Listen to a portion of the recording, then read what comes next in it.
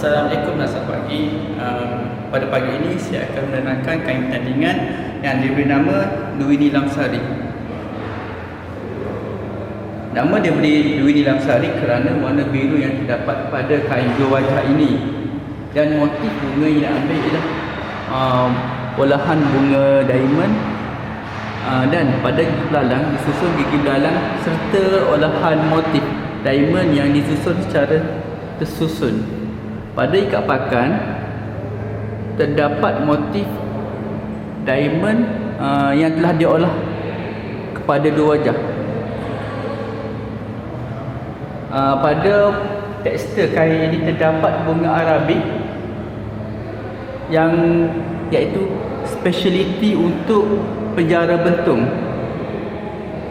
Pada kaki samping dua wajah ini terdapat olahan motif bunga pencampat yang disusun di dalam frame.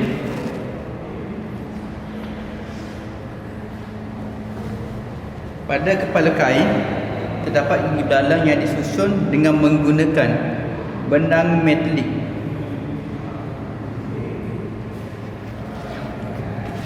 Pada bahagian belakang kain termasuk kepala kain digunakan benang metalik dan benang spansek yang telah dicampur menggunakan satu tone warna iaitu color putih,